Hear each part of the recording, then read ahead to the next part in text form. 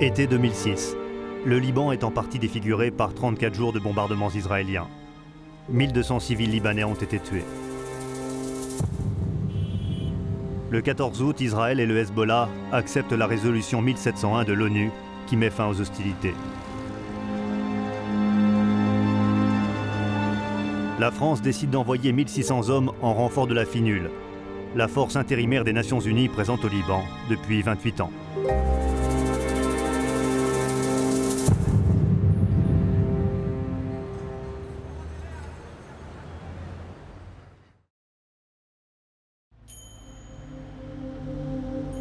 Quartier Valmy à Olivet, près d'Orléans. Le 6e 12e régiment de cuirassiers. 250 soldats s'apprêtent à partir avec leur char Leclerc.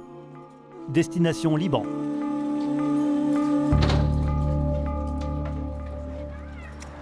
Regarde, tu vois, enfin, tu tiens les deux poignets. Et là, tu vois, c'est pour tirer. T'actionnes, tu vises. Comme ça. Aujourd'hui, le régiment ouvre ses portes. L'occasion pour le lieutenant Frédéric Saint-Saëns de faire découvrir à sa famille ce qui fait toute sa fierté. Donc ça, c'est le même char que papa. C'est exactement, c'est la dernière version des séries 21. Laisse-toi tomber dans le trou, hop. Et tu t'assois là où t'es debout, là. Frédéric a été désigné pour servir au Sud-Liban comme casque bleu. C'est le dernier week-end avec ses deux filles. Oh là, oh là. L'aînée Anniline a 10 ans. Sa petite sœur Axel, 7 ans. Tu te débrouilles toute seule, d'accord ?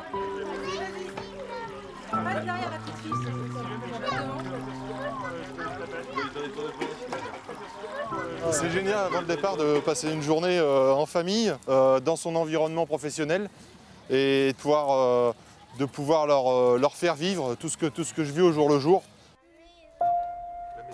À quelques kilomètres du régiment, un petit lotissement où vivent plusieurs familles de soldats. Frédéric ne veut rien changer à ses habitudes avant le départ pour préserver le moral de sa jeune troupe. On part pour très longtemps. Pour une famille, ça représente énormément, 6 mois. Puis oui, une mission qui peut être difficile ou périlleuse, mais ça, on évite d'y penser, car on y est prêt, puisque ça fait partie de notre préparation opérationnelle. Et puis de toute façon, c'est pas le moment en famille, d'être dans les derniers jours, d'évoquer ce genre de soucis qui pourraient arriver, cas échéant là-bas. Frédéric veut profiter de chaque instant qui lui reste pour être au plus près de ses filles. Il sait trouver les mots qui encouragent, qui rassurent. Alors elle est comment ? Elle est bien, mais elle parle un petit peu fort. Elle parle trop fort, c'est vrai que t'aimes pas le bruit toi. Va falloir t'adapter. T'es au premier rang ou au fond ? Au premier rang. Faudra faire avec si elle parle fort, c'est pour que les enfants au fond l'entendent bien. Hein. Mais sinon c'est bien, tu vois, la maîtresse elle écrit bien là, donc c'est que c'est bien ton travail. Donc papa il est content. D'accord ? Comme ça vous aurez des images de papa. Je vous écrirai sur la messagerie de maman. D'accord ?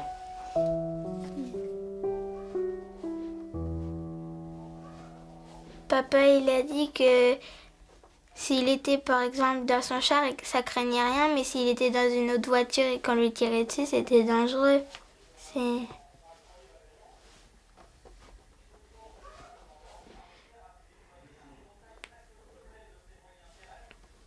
Il part et puis ça fait presque plus rien maintenant parce que ça fait plein de fois qu'il est parti.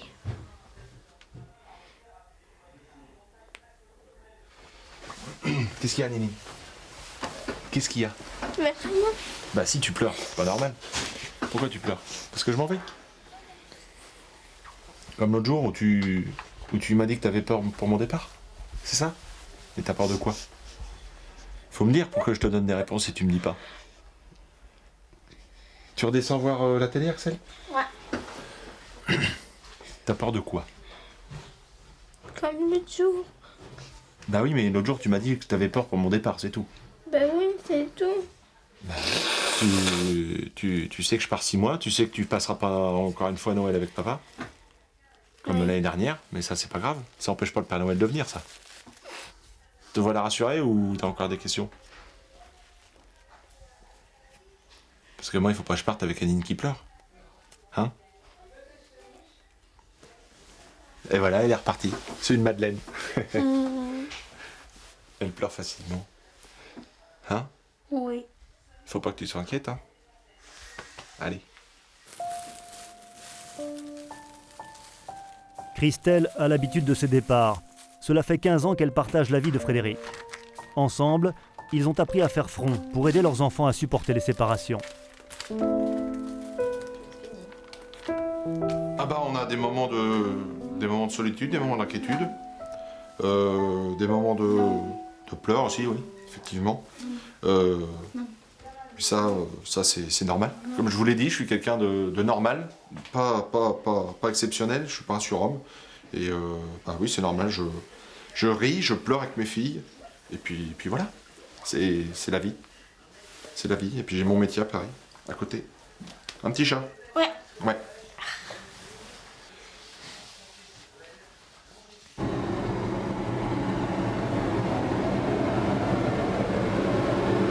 « 800 soldats de la 2e brigade blindée d'Orléans sont attendus au Liban dans les jours qui viennent. Les 4 chars de Frédéric sont prêts au départ. Il vit cette mission comme la consécration de sa carrière. Cela fait 15 ans qu'il sert dans les chars. Il sait qu'au Liban, son engagement et celui de ses hommes devra être sans limite. Il faut penser au pire, c'est-à-dire la situation de combat entre guillemets totale, où on est confronté à du combat, ce qu'on appelle nous dans notre jargon le combat haute intensité, où là je commande le feu de mes 4 chars. De toute façon, si la mission l'exige, on le fera, on remplira la mission.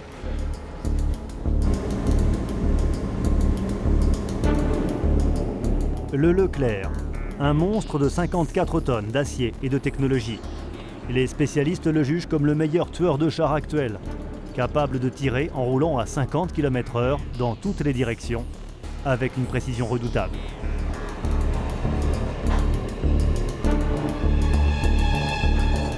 Les chars vont être convoyés par le train jusqu'à Toulon. Un bateau les y attend pour être transportés jusqu'à Beyrouth. La mission elle a commencé au moment de l'alerte, au moment où mon capitaine m'a appelé pour partir au Liban. Pour me préparer le départ et partir au Liban. Mais je me sentirais vraiment dedans au moment où je monterai dans le bateau. Et il est prévu d'arriver de très bonne heure mercredi matin à Toulon.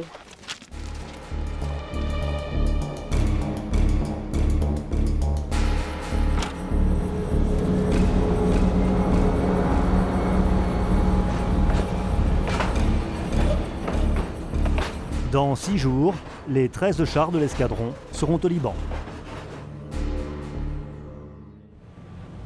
Arsenal militaire de Toulon. La Foudre, un transport de chalands de débarquement de la marine française, va appareiller dans quelques heures. Aurore a 26 ans. Elle est sergent au sein du 121e régiment du train de Montlhéry. Engagée depuis 8 ans, elle a déjà participé à une opération extérieure en Côte d'Ivoire. Mais c'est la première fois qu'elle embarque sur un bâtiment de la marine. B05 650. Ils sont peut-être partis déjà. B05 650. À ses côtés, une centaine de soldats spécialistes de la logistique. C'est là qu'on loge? Ah bah je vais lui montrer avant qu'il ait... déjà perdu? Ah oui, bah là, c'est un labyrinthe complet. Hein. Personne toute nue là. Donc voilà, nous on va dire que par rapport aux hommes, on est un peu mieux lotis, hein. On est 12 en tout. Donc on est dans notre chambre. En fait, c'est là où on va passer les 5 jours sur le bateau, donc là où on va dormir. Donc comme vous pouvez voir, il y a 3 couchettes. Donc moi je suis là-haut. Et il y a les 3 mêmes de l'autre côté. C'est vos enfants derrière vous? Oui, bon, ils sont avec leur papa hein, quand même. Et puis bon, il y a la famille autour. Bon, de toute façon, si on les laisse, c'est que bon, on part serein. Certes, ils vont nous manquer, mais on part serein, quoi. On sait qu'ils vont être bien choyés, il n'y a pas de problème. Après, on va manquer des trucs. Moi, je loupe la rentrée scolaire de mon fils. C'est important, il rentre au CP. Je vais vous montrer la photo de mon fils, si vous voulez. Donc voilà, c'est mon petit garçon. Il s'appelle comment le petit garçon? Brian. Il a quel âge?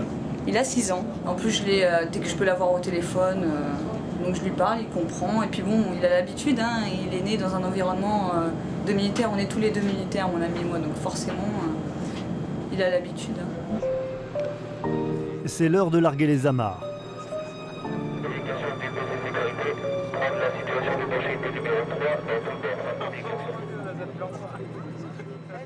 Au moment de dire adieu, Aurore réalise qu'elle ne reverra son fils Brian que dans 6 mois. Ah oui, là, c'est pas évident. Mais bon, ça va passer. Moi, je suis contente de partir, même si je suis un peu triste, parce que bon, je quitte ma famille, mais pour un certain temps. Après, je sais que je les reverrai, mais il y a toujours un petit moment d'émotion. Et tu as fait un démarrage sur les chapeaux de l'hélice. Le Conseil de sécurité a voté une résolution à l'unanimité, la résolution 1701. Les soldats sont vite mis dans l'ambiance. Leur mission à Beyrouth, organiser l'accueil et l'installation du 1er bataillon français de renforcement de la FINUL. Le colonel Saint-Forichon est leur chef de détachement. Semble se confirmer. Donc nous allons servir sous mandat des Nations Unies en portant le béret bleu, le casque bleu. Le béret bleu, l'emblème du soldat de la paix. Les Français partent au Liban pour servir au sein de la force d'interposition. Mission, contrôler la cessation des hostilités entre Israël et le Hezbollah.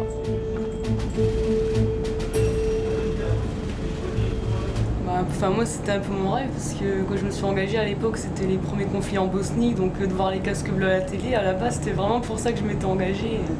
Et là, de savoir que je vais porter un béret bleu, ouais, c'est la fierté, quoi. Moi, par exemple, je vois dans mon sac, j'ai le béret bleu de mon ami qui l'a déjà porté.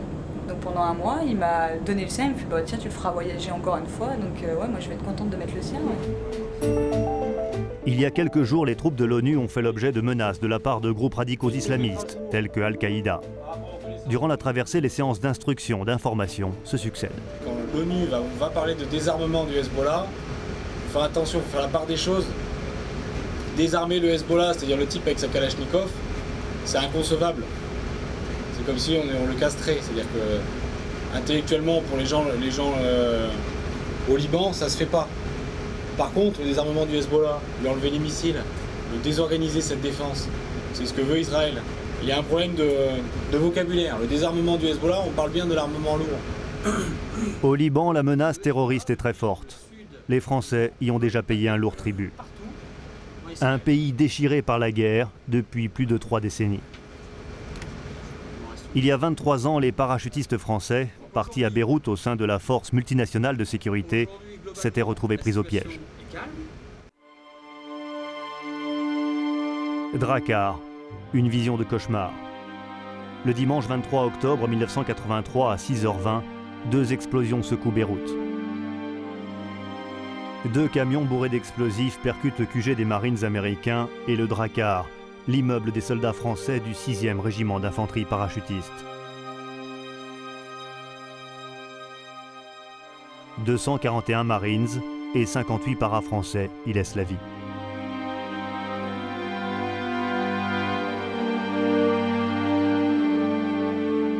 Sur ce bateau, tous les soldats connaissent la tragédie du Drakkar.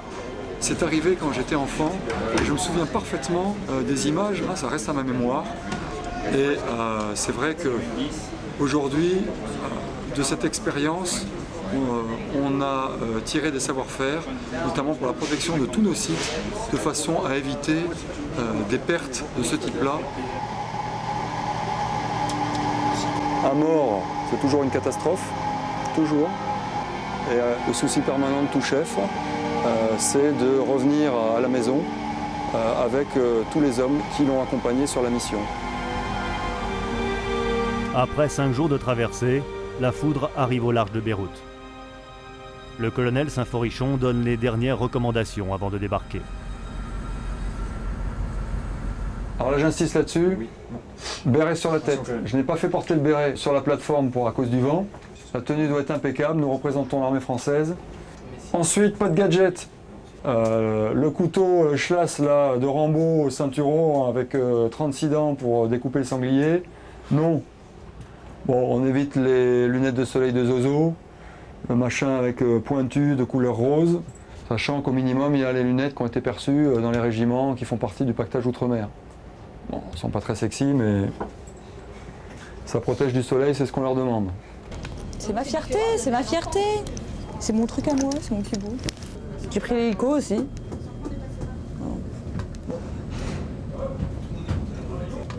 Ouais. Mais il n'y a pas de toilettes. Mais les toilettes, c'est nous qui les avons avec nous. Les toilettes chimiques, normalement, il y a un contrat qui a été passé avec les Libanais. Est-ce qu'on les a ce soir? Est-ce qu'on les aura demain? Ou est-ce qu'on les aura dimanche?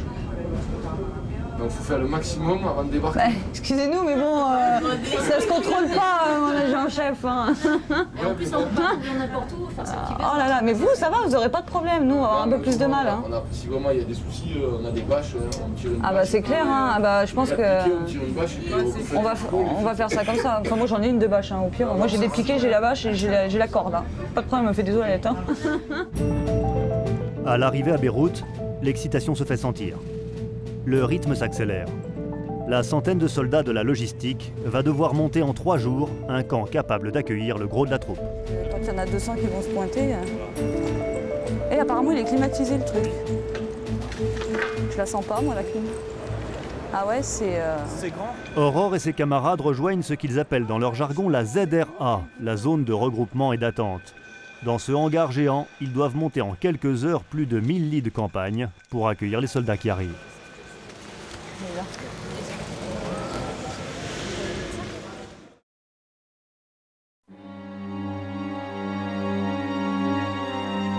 Les bombardements israéliens ont détruit massivement les routes et plus d'une centaine de ponts. Nous sommes à Naamé, à une vingtaine de kilomètres au sud de Beyrouth. La France a été la première à agir sur le terrain.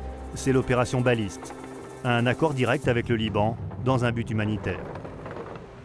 Le 2e régiment étranger de génie de la Légion étrangère a reçu la mission de construire 5 ponts du nord au sud du pays. Des ponts métalliques d'urgence, les ponts Belay. Le sergent Vladimir Souarchi, 50 services. Babès, vas-y, viens, Babès. Il est chef de groupe. C'est lui qui choisit ses hommes et commande sur le pont. Levez.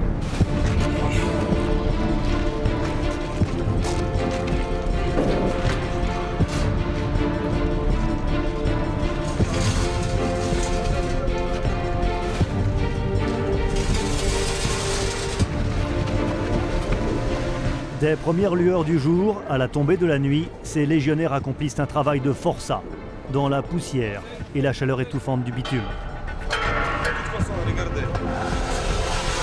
Pour chaque pont, 40 tonnes de fer à transporter, à assembler, comme un immense mécano.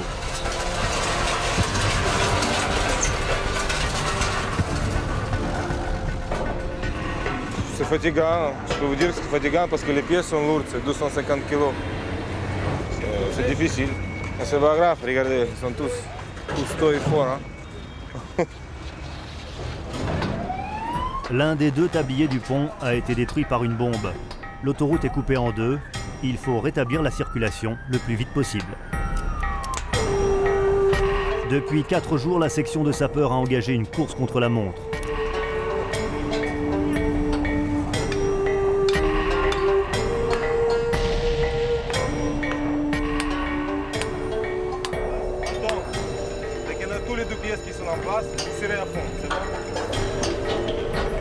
Sur le chantier, Vladimir commande à la voix. Il hurle pour se faire entendre. Préparez les griffes là-bas.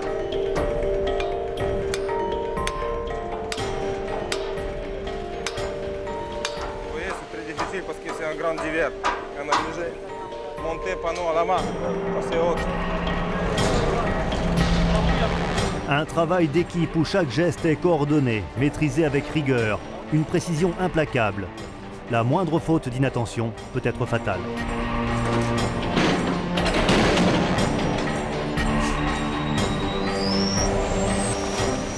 Un légionnaire a été victime d'un accident.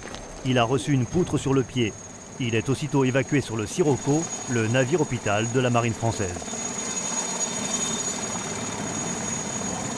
Dès que vous voyez que ça ne va pas, stop, arrêtez, arrêtez sur place. Il vaut mieux prendre une pause, stopper 15 minutes ou 1 heure, où on arrête toute la matinée, on ne travaille pas, que de faire comme un Mongol, et on aura 3 cassés, 4 cassés. C'est pas le but. Eh les gars, 2 déjà, 2. Alors soit vous travaillez intelligemment, soit on va vous changer. Croyez-moi, vous allez monter la garde. Il y aura les autres sections qui vont faire le chantier. Vers midi, quand la température dépasse les 45 degrés, les légionnaires retournent sur leur campement. Je travaille pour les hommes, quoi. Pour les hommes, pour les vrais hommes. Parce que dommage, dans le monde moderne, il y en a beaucoup de hommes modernes, comme on s'appelle. Surtout les nouvelles générations de Sony PlayStation. Ils ne peuvent pas planter de clous. Quoi. Déjà, les gens qui s'engagent en armée, c'est les vrais hommes. Quoi. C'est comme ça maintenant. Vladimir est d'origine russe. Après des études d'informatique et des petits boulots, il a voulu changer d'horizon, donner un sens à sa vie.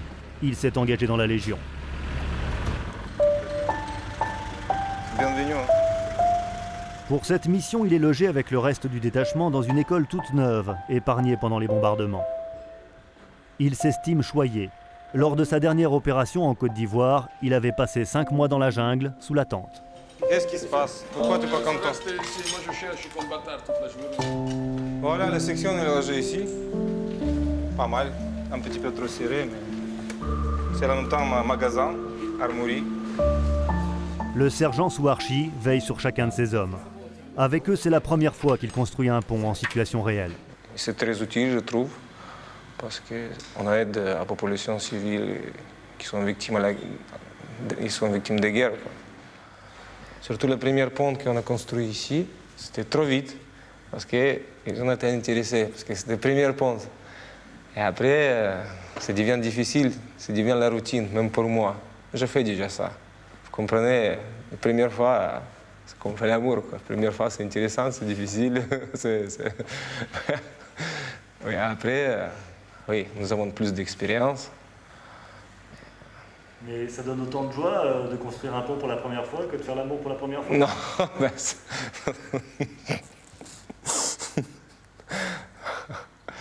mais c'est comme ça. Mais maintenant, il faut être appliqué, il faut écouter bien. Il faut bien exécuter les ordres et tout déroule bien. Quoi. Mais vous voyez, ils dorment tous parce qu'ils sont fatigués. Parce que ça demande beaucoup d'efforts physiques. C'est bon, ils supportent. De toute façon, ils n'ont pas de choix. Ils ont signé leur contrat. Ils sont engagés, voilà. Le pont a basculé de l'autre côté de la brèche.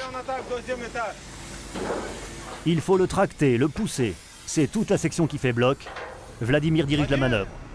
C'est bon? C'est bon là-bas? Poussez!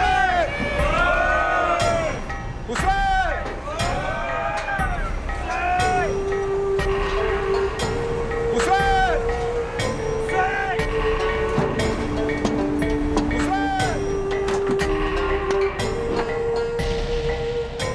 Avancé aujourd'hui. Et il ne reste que poser les pontes sur la plaque d'appui. Ça veut dire demain vers 14h, on va terminer, si tout va bien. Vous êtes content de vos hommes là? Ah, ça va, ils ont bien travaillé. C'est un petit peu chaud, mais ça va. Hey, attends, soulève là-bas! C'est fini, c'est bon, descendez. Tu restes ici, qui attache, et les autres. C'est bon, lame. Lame, descendez. Ah ouais, fin de journée. On rentre, bonne douche, on mange, on dort. Demain, 6 heures, comme aujourd'hui, nous sommes sur le chantier. Il est beau ce pont que vous avez construit. Hein? Il est beau ce pont que vous avez construit. Et ça va. Je pense qu'il est pas mal. Hein.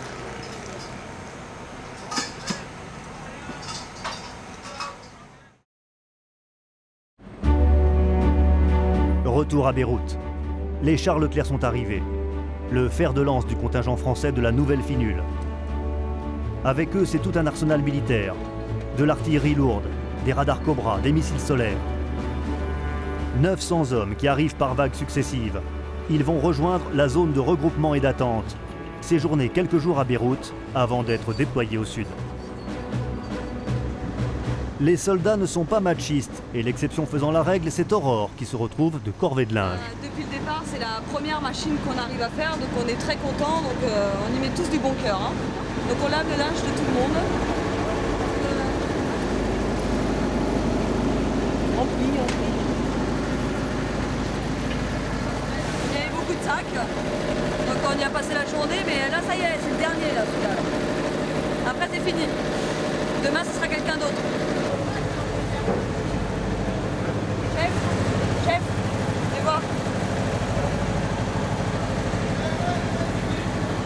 à 200 de plus ce soir. Hein. Ça fait beaucoup. Hein.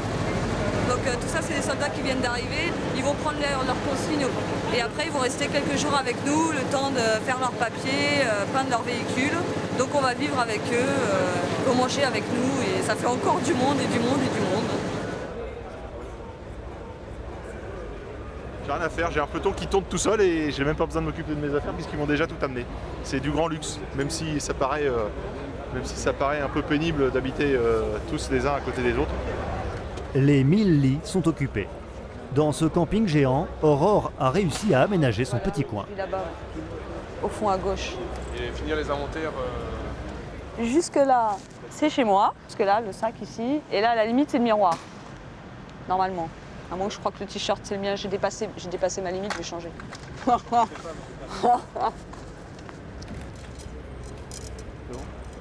On est obligé de se mélanger, donc en fait, on se met avec des personnes de confiance, on sait qu'il n'y aura aucun problème.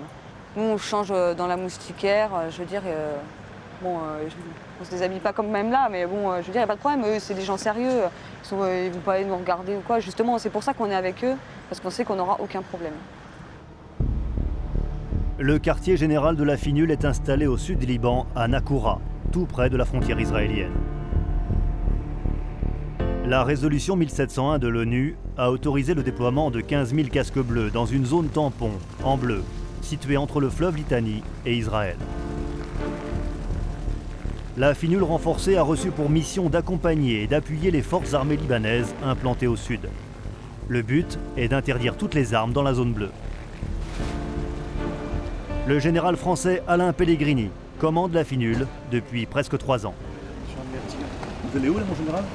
Je vais là, à la réunion opérationnelle.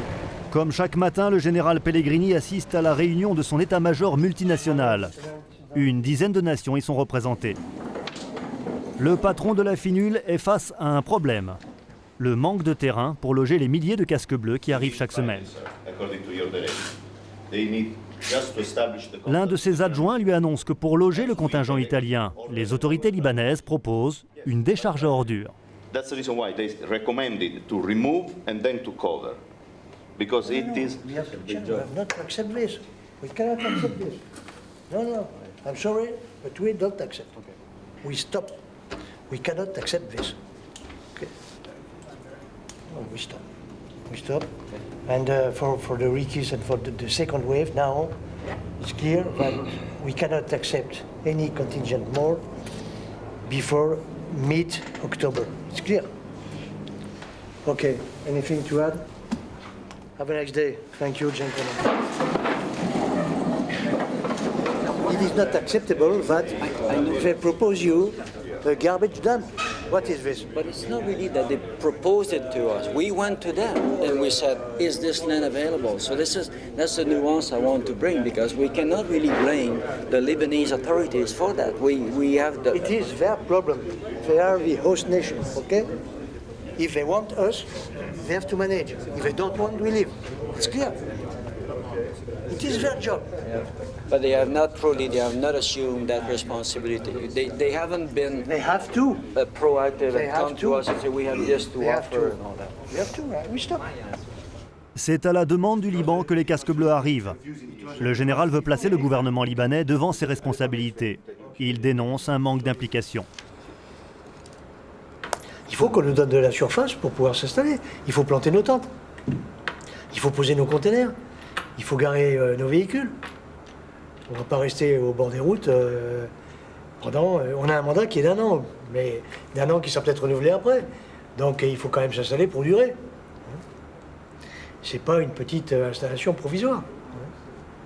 On est obligé maintenant de ralentir ou d'arrêter l'arrivée des contingents suivants. On ne va pas s'empiler les uns sur les autres.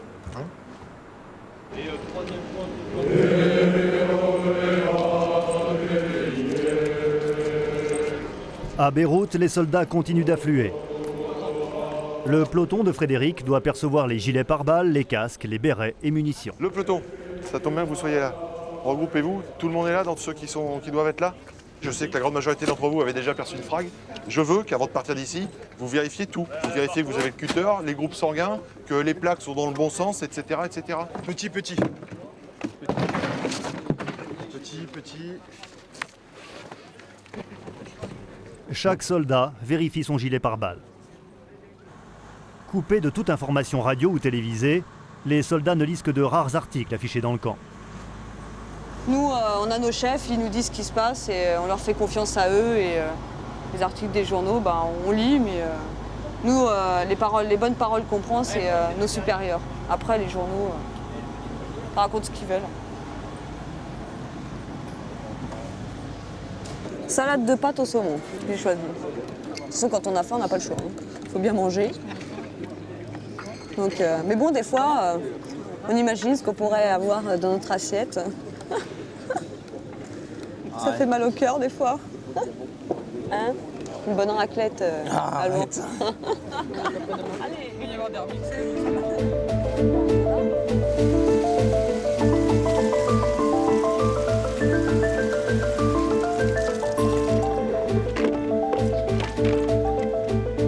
En arborant le béret bleu, les soldats deviennent soldats de l'ONU.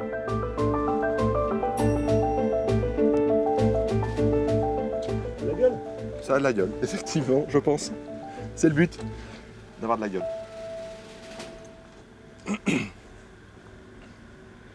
Il faut le mouiller carrément plus. Hein. Faut que tu le détrempes. Ensuite, tu le mets en forme et puis tu le laisses sécher. Tu l'enlèves proprement, pas comme le béret bleu marine qu'on a. Tu le poses et tu le laisses sécher. Mais sinon, c'est bon. Donc attention, il faut carrément le mouiller. Hein. Faut le tordre détrempé, hein, comme une serpillière.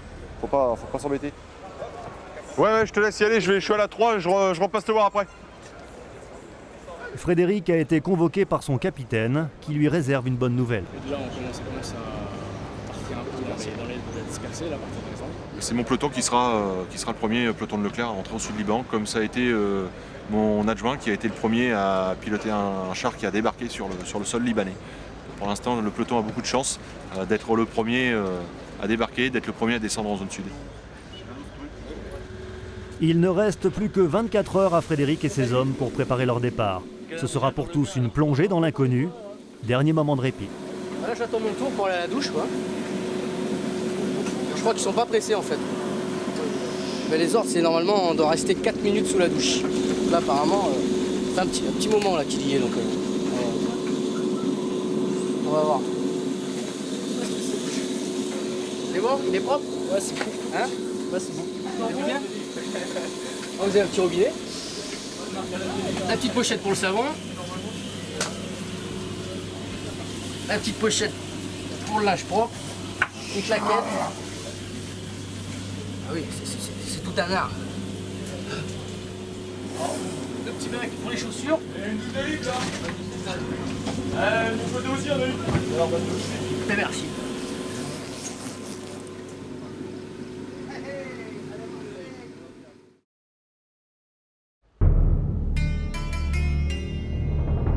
Le lendemain, à Nakura, la journée de la paix. L'occasion de rappeler le lourd tribut payé par les casques bleus ici au Liban depuis 28 ans. En juillet dernier, 6 membres de la FINUL ont été tués, 13 autres blessés sous les obus israéliens. This day evokes in our minds that many members of the United Nations have died. 253 members of UNIFIL since the establishment of the force.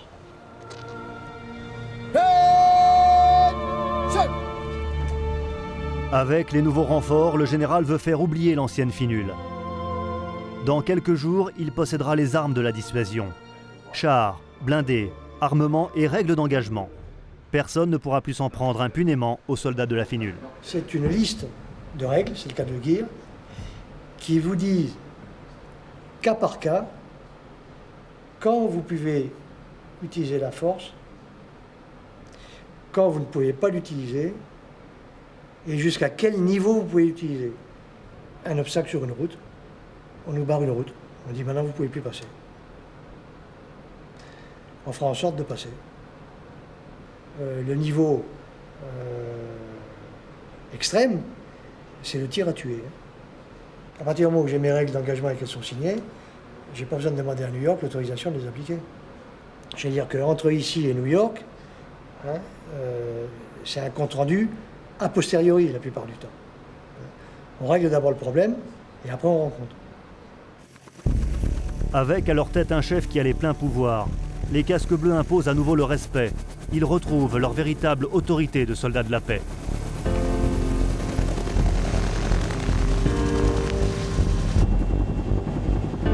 Décollage pour Beyrouth. Le général va retrouver le premier bataillon de casques bleus et accueillir le ministre français de la Défense.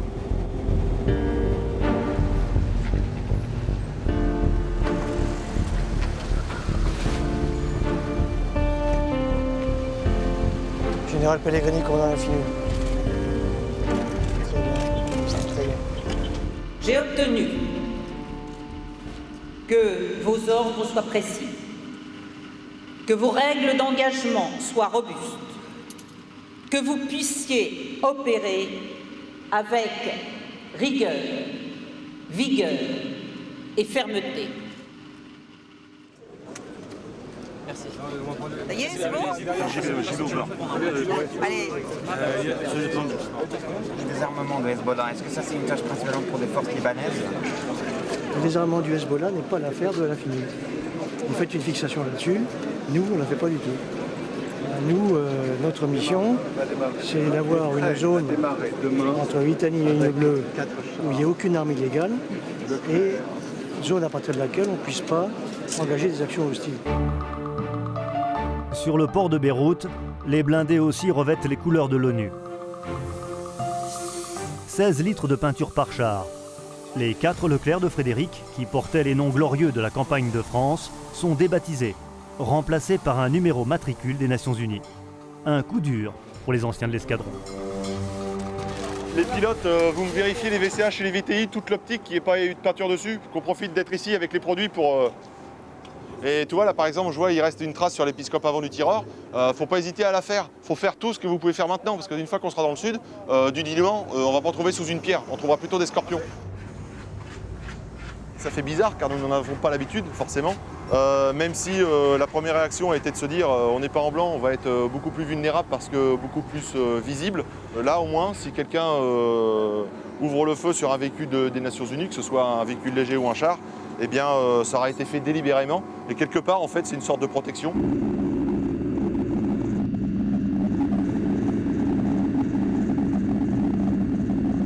On commence à retoucher au cœur du sujet, c'est-à-dire reprendre nos chars à nous et les préparer en vue du déploiement. Donc ouais, c'est un moment d'émotion. En plus, on va se déplacer en zone civile entre deux parties du port. Donc ouais, c'est un moment d'émotion, de fierté, une énorme sensation. Une petite pensée pour mes deux filles qui sont à ce temps-là, il est 13h10 en France, donc elles sont en train de se préparer pour retourner à l'école après avoir déjeuné avec leur maman. Et je pense qu'elles seront elles aussi très fières de savoir que c'est leur papa qui était à la tête de ce peloton en déplacement dans Beyrouth. C'est la première sortie des Leclerc dans Beyrouth. Un petit trajet d'1 kilomètre entre le port et la zone de regroupement.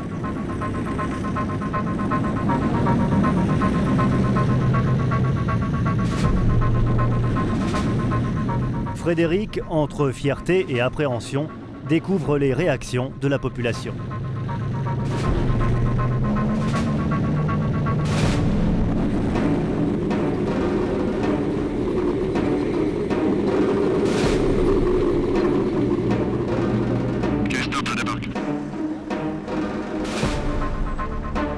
Les Leclerc vont maintenant être armés. Dans quelques heures, c'est le départ vers le sud Liban. Pour le radio avec mes enfants effectué, je n'ai qu'une partie de mes enfants sur le réseau radio parler. On a l'habitude d'utiliser ce terme pour parler de nos véhicules au sein du peloton. C'est-à-dire que mes 4 chars sont mes enfants, mes 2 VBL sont mes enfants. Frédéric rassemble son peloton. L'infirmier va donner les consignes en cas d'évacuation d'urgence. Les circonstances. Circonstances, c'est qu'est-ce qui s'est passé? Accident d'automobile ou de char, ou enfin accident de la voie publique. Plaie par balle, mine, électrisation. Enfin, les circonstances de l'accident. Delta, le nombre de blessés. Écho, la nature des blessures. Donc là, ça va être par exemple traumatisme, ça va être brûlure au niveau du visage, arrachement de membres. Ce qu'il faut ajouter, c'est conscient, inconscient. Puis les pare-balles au bras, conscient. Arrachement de membres, inconscient. D'accord? Alors j'ouvre une parenthèse, comme ça sera fait, sur demain matin. On est tous professionnels. Je ne vais pas demander à un marin chirurgique qui réveille tout le monde, etc., etc. À 3h30, tout le monde est au véhicule. Il est 4h30, le peloton est au complet.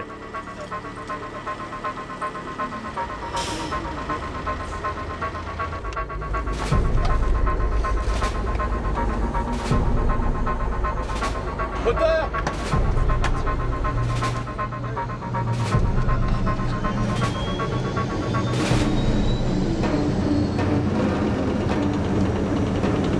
La colonne blindée, plus de 60 véhicules, quitte Beyrouth pour un raid de 90 km.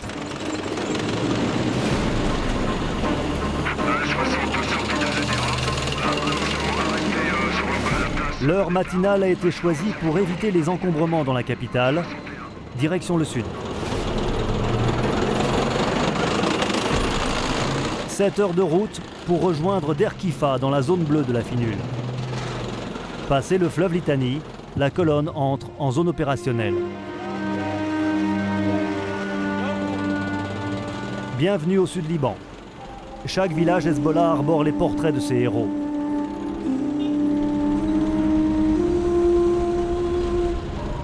Les soldats découvrent l'ampleur des destructions. Rien à côté, là par contre, bien détruit, ouais, certainement.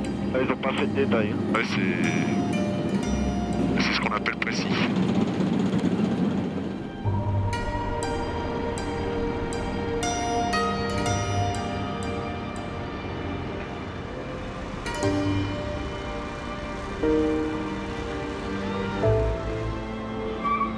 Frédéric comprend que les rues étroites des villages pourront à l'avenir représenter un obstacle pour ses chars, ou même un piège.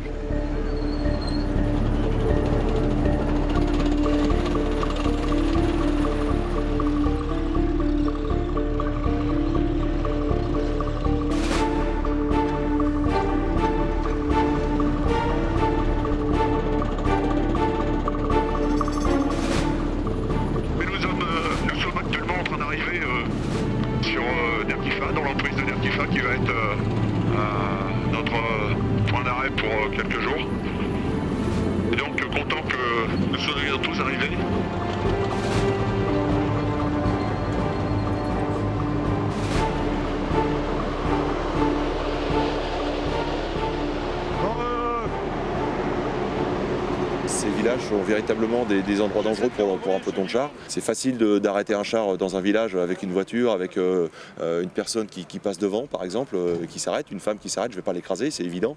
Maintenant, à partir du moment où il a arrêté le char, l'attroupement arrive vite. Donc c'est à prendre en compte et à gérer dans le déroulement de la mission. Certains soldats ont déjà effectué plusieurs missions au Liban. Tous ont été élevés dans le respect des aînés et du sacrifice. Qui a eu un brigadier chef qui a été mort. Avec le RHP. C'était avec le RHP. C'était avec le RHP, donc ça doit être juste avant ou juste après? C'était de septembre 82 à janvier 83. Parce que là, le 2 du 500, ils ont pris un tir de mortier. Il y avait Gransart qui était trésorier au régiment. Ouais. Il était brigadier à l'époque. Mon premier chef de peloton était brigadier aussi. Bref, ils ont pris tir de mortier sur tir de mortier, il y a eu un mort à l'escalon.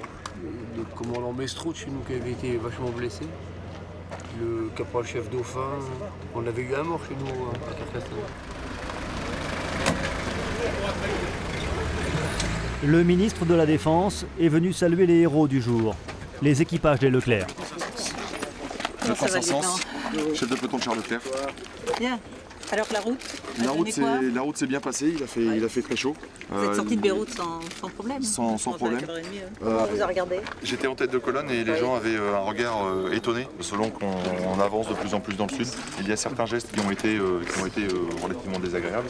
Certains gestes désagréables. Oui, que je ne montrerai pas. Mais on peut imaginer. Enfin, pas devant le ministre, voilà, c'est ça. On va se retrouver.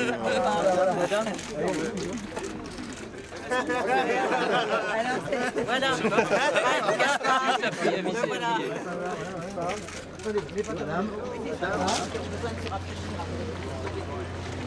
Alors, justement. Alors, content? Heureuse. Embuscade. Ah bah oui. Content ciseaux? Content ciseaux d'avoir été pris en photo avec la ministre? Non, t'as l'habitude. Vous savez où il va?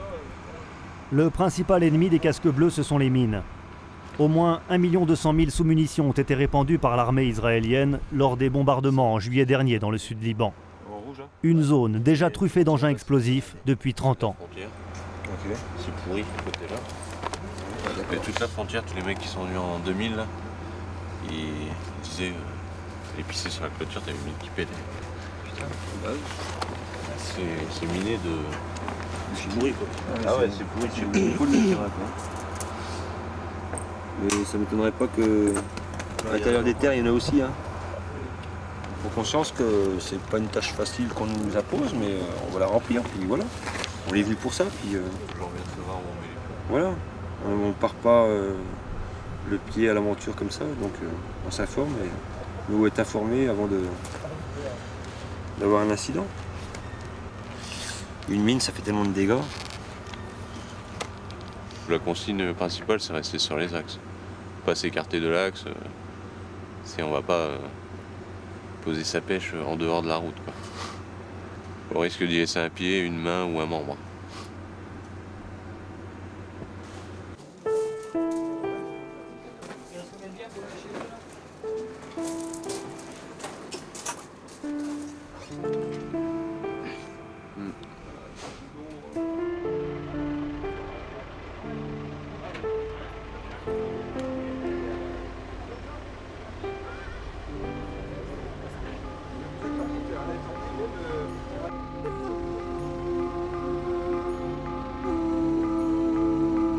Der Kifa. Premier réveil en zone opérationnelle. Frédéric est déjà au pied de son engin. Il a été désigné pour effectuer une patrouille au sud de la position. Il prépare son itinéraire.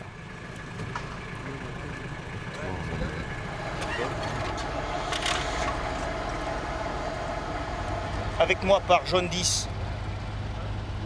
L'adjudant Denis. L'adjudant Denis là-bas. Jaune 60, c'est bon, jaune 60. 60, c'est moi.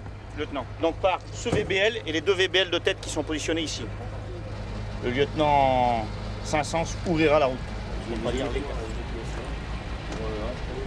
10. 10 colonnes en avant. Je suis en tête. À 50 mètres entre les véhicules, en avant. Ok, à droite. Doucement, il y a une mobilette à gauche.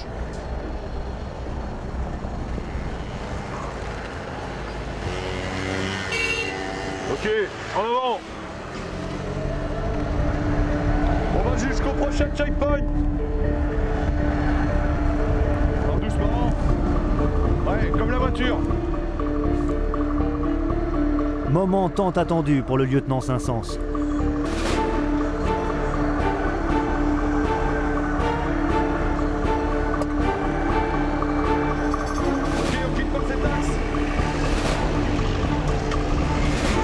En tête de la reconnaissance, il a la responsabilité de l'itinéraire. Tu regardes ton compteur, tu me dis que tu as fait 4 km. Normalement, on sera dans un gros village. Tous ses sens en éveil, il scrute chaque compartiment de terrain, guette le moindre détail, il entre dans la mission. C'est mythique, formidable. Je dis que c'est mythique et formidable. Épingle à cheveux à droite. Je dis que c'est mythique et formidable car je suis en tête de la première recours. J'éclaire donc la compagnie et j'ai eu un moment de joie personnelle dans ce cas.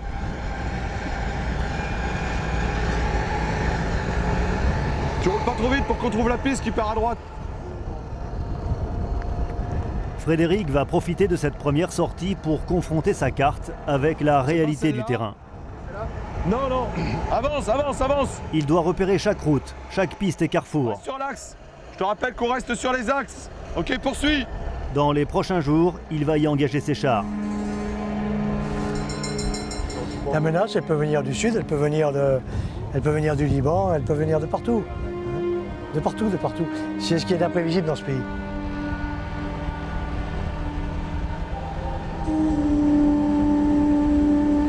On s'y prépare et on a des moyens qui nous permettent d'envisager les menaces avec sérieux et le sentiment qu'on peut y faire face. Quel pourrait être le pire? Il ne faut jamais parler du pire.